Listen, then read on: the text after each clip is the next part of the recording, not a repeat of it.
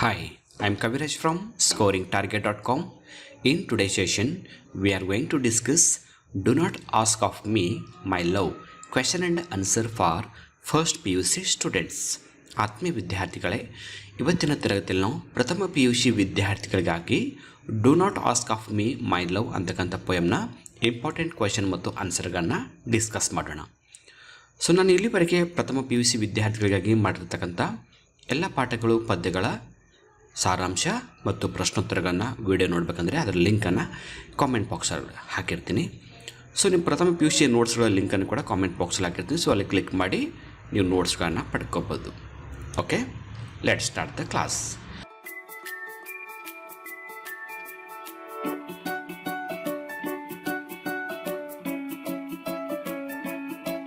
ಈಗ ಮೊದಲನೇದಾಗಿ ನಾವು ಕಾಂಪ್ರಿಹೆನ್ಷನ್ 1ರಿಂದ ಪ್ರಶ್ನೆಗಳನ್ನು ನೋಡೋಣ.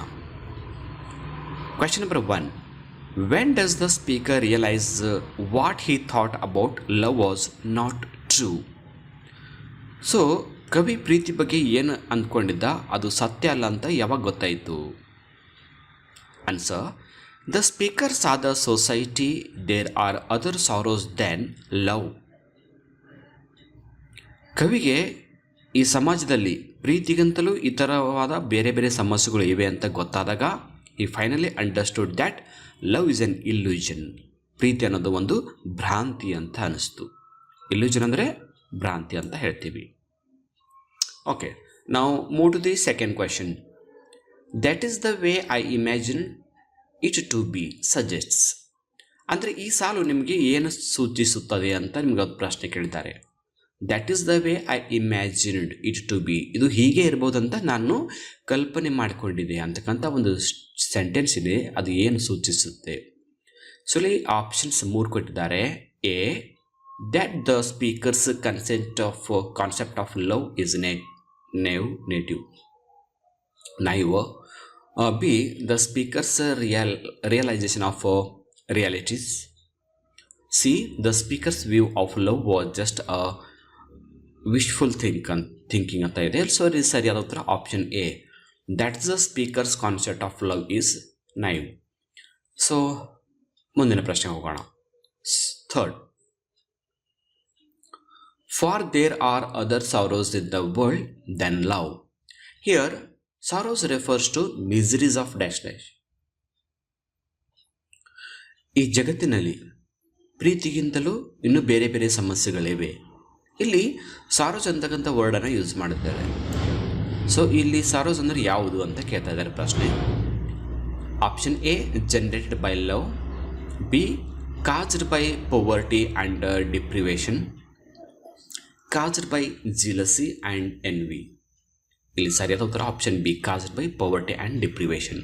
ಅಂದರೆ ಬಡತನ ಮತ್ತು ಬಡತನದಿಂದ ಬಡತನದ ಕಷ್ಟಗಳೇನಿರುತ್ತೆ ಅವುಗಳನ್ನು ನಾವಿಲ್ಲಿ ಸಾರೋಸ್ ಅಂತ ಕಂಪೇರ್ ಮಾಡಿದ್ವಿ. 4ನೇ ಪ್ರಶ್ನೆ. You are beautiful still my love. Here the speaker is expressing dash dash. ನೀನು ಇನ್ನೂ ಕೂಡ ನಾನು ನಿನ್ನನ್ನು ತುಂಬ ಪ್ರೀತಿಸ್ತೇನೆ ಅಂತಕ್ಕಂಥ ಮಾತಿನಲ್ಲಿ ಕವಿಯ ಯಾವ ಒಂದು ಭಾವನೆ ಅಡಗಿವೆ? A, fidelity to his love, inability to pay the same and divided attention to his love, preoccupations with other issues in life than his love. So ಇಲ್ಲಿ ಸರಿಯಾದ ಉತ್ತರ ಫೆಡೆಲಿಟಿ ಟು ಹಿಸ್ ಲವ್ ಅಂತ ಆಪ್ಷನ್ ಎ. ಓಕೆ, ಈಗ comprehension 2ರಿಂದ ಪ್ರಶ್ನೆಗಳನ್ನ ನೋಡೋಣ. What as the line those dark and brutal curses of countless centuries suggest? So ಇಲ್ಲಿ ಕವನದ ಒಂದು ಸಾಲನ್ನು ಕೊಟ್ಟಿದ್ದಾರೆ. ಈ ಸಾಲು ನಿಮಗೆ ಏನನ್ನು ಸೂಚಿಸುತ್ತೆ ಅಂತ ಪ್ರಶ್ನೆ ಕೇಳ್ತಾ ಇದ್ದಾರೆ. Answer: the poet expresses his faith in love and at the same time he remembers his responsibility to contribute something to his country. So ಈ ಕವನದಲ್ಲಿ ಕವಿ ತನ್ನ ಪ್ರೀತಿ ಇರತಕ್ಕಂಥ ಒಂದು ನಂಬಿಕೆಯನ್ನು ವ್ಯಕ್ತಪಡಿಸ್ತಾ ಇದ್ದಾನೆ. ಪ್ರೀತಿ ಎಷ್ಟು ಮುಖ್ಯನೋ ಅಷ್ಟೇ ಈ ದೇಶದ ಜವಾಬ್ದಾರಿಯನ್ನು ನಿರ್ವಹಿಸಲು ಕೂಡ ಅಷ್ಟೇ ಮುಖ್ಯ ಅಂತ ಹೇಳ್ತಾರೆ.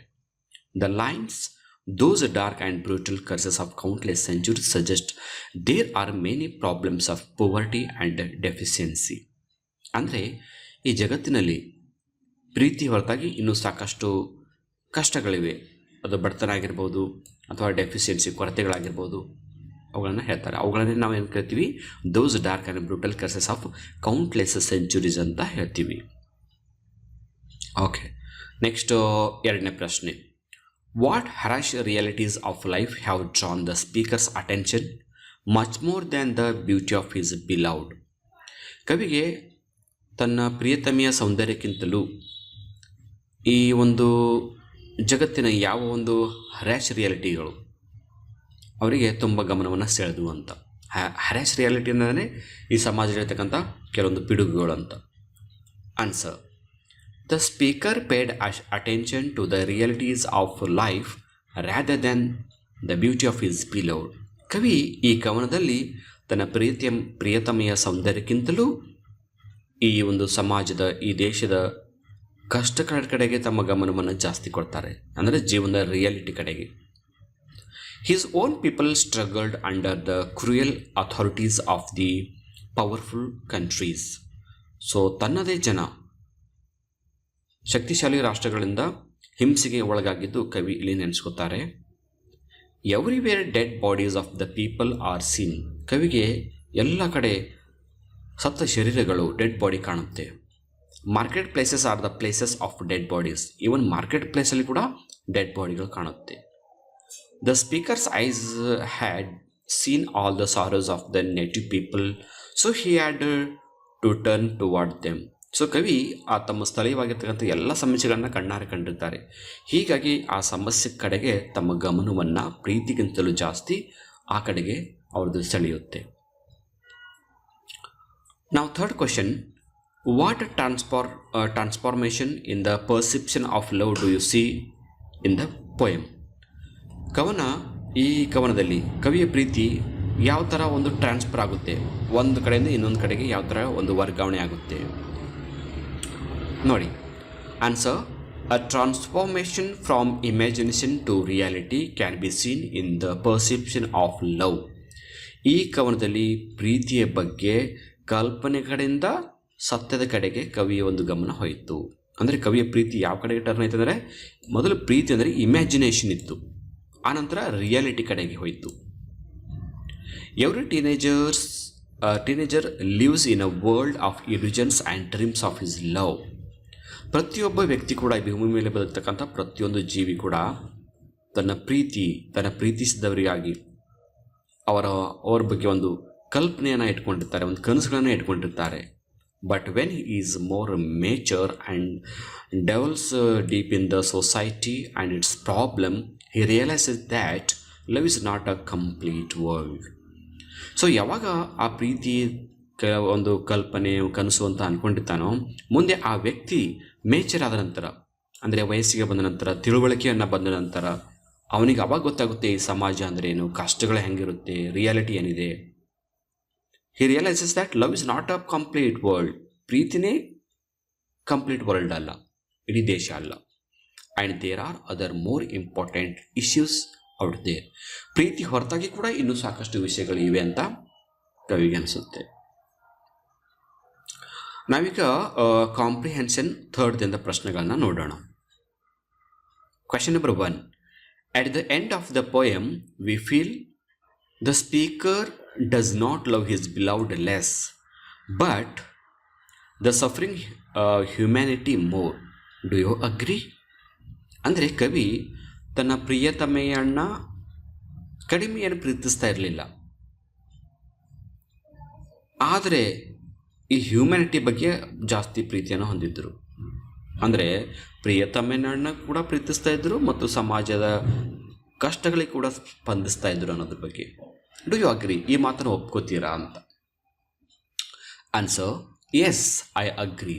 ಹೌದು, ಈ ಕವನದಲ್ಲಿ ಕವಿ ತನ್ನ ಪ್ರಿಯತಮೆಯನ್ನು ಜಾಸ್ತಿ ಕೂಡ ಪ್ರೀತಿಸ್ತಾ ಇರ್ತಾನೆ, ಅಷ್ಟೇ ಪ್ರೀತಿಯನ್ನು ಸಮಾಜದ ಕಷ್ಟ ಕಾರ್ಪಣ್ಯಗಳಿಗೆ ತೋರಿಸ್ತಾ ಇರ್ತಾರೆ. In this poem the speaker change his mind towards the social things.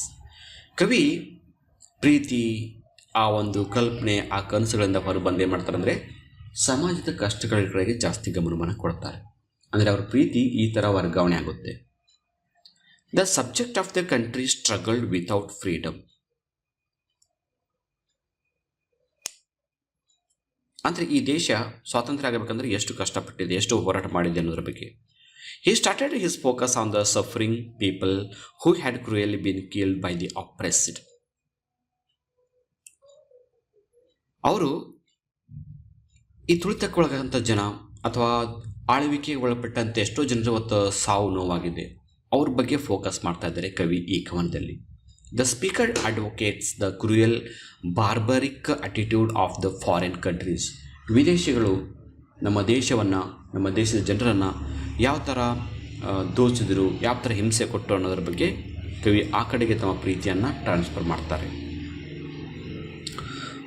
So ಈ ಪೊಯಮ್ನ ಕೊನೆಯ ಪ್ರಶ್ನೆಗೆ ಬರ್ತಾ ಇದ್ವಿ. Question number 2. Many critics have pointed out in this poem the beloved means not just a lover but country and nationalism. With this observation does the poem read differently?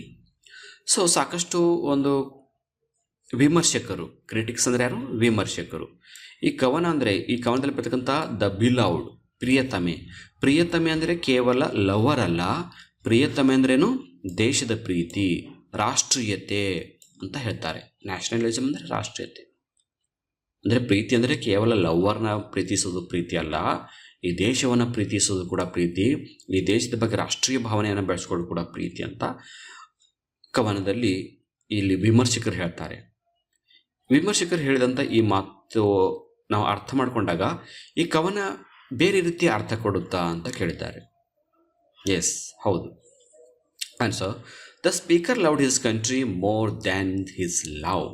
ಕವಿ ತನ್ನ ಪ್ರಿಯತಮೆಗಿಂತಲೂ ಜಾಸ್ತಿ ಈ ದೇಶವನ್ನು ಪ್ರೀತಿಸ್ತಾ ಇದ್ದರು. His patriotism has been spread throughout this poem.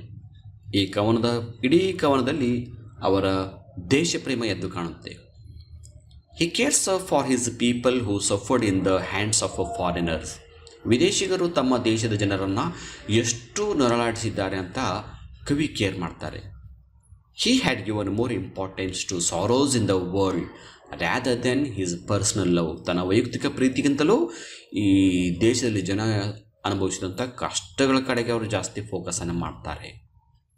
He wished that this country must turn towards freedom and prosperity as such. So ಕವಿ ಏನು ಬಯಸ್ತಾರೆ ಅಂದರೆ ಈ ದೇಶಕ್ಕೆ ಸ್ವಾತಂತ್ರ್ಯ ಸಿಗಬೇಕು ಮತ್ತು ಸಮೃದ್ಧವಾಗಿ ಬೆಳಿಬೇಕು ಅಂತ ಇಷ್ಟಪಡ್ತಾರೆ. ಇಷ್ಟು ಈ ಕವನದಿಂದ ಬರ್ತಕ್ಕಂಥ ಇಂಪಾರ್ಟೆಂಟ್ ಕ್ವಶನ್ ಮತ್ತು ಆನ್ಸರ್ಗಳು. ಸೊ ಈ ನೋಟ್ಸನ್ನು ನೀವು ಬರ್ಕೋಬೇಕಂದ್ರೆ ಅದರ ಲಿಂಕನ್ನು ಕಾಮೆಂಟ್ ಬಾಕ್ಸಲ್ಲಿ ಹಾಕಿರ್ತೀವಿ. ಸೊ ಅಲ್ಲಿ ಕ್ಲಿಕ್ ಮಾಡಿದಾಗ ನಮ್ಮ scoringtarget.com ವೆಬ್ಸೈಟ್ಗೆ ಹೋಗುತ್ತೆ. ಅಲ್ಲಿಂದ ಈ ನೋಟ್ಸನ್ನು ನೀವು ಟೇಕ್ ಡೌನ್ ಮಾಡ್ಕೋಬೋದು. ಈ ಕ್ಲಾಸ್ ಬಗ್ಗೆ ನಿಮ್ಮ ಅಭಿಪ್ರಾಯಗಳನ್ನ ಕಾಮೆಂಟ್ ರೂಪದಲ್ಲಿ ಕೊಡಿ. ಈ ವಿಡಿಯೋ ಇಷ್ಟ ಆದರೆ ಒಂದು ಲೈಕ್ ಮಾಡಿ ಮತ್ತು ನಿಮ್ಮ ಎಲ್ಲ ಫ್ರೆಂಡ್ಸ್ ಗ್ರೂಪಲ್ಲಿ ಶೇರ್ ಮಾಡ್ಕೊಳ್ಳಿ ಅಂತ ಹೇಳ್ತಾ ಇವತ್ತಿನ ಕ್ಲಾಸನ್ನು ಇಲ್ಲಿಗೆ ಮುಗಿಸ್ತಾ ಇದ್ದೀನಿ. So thank you all for watching the video. If you like the video, subscribe to our channel to get more videos. Thank you all.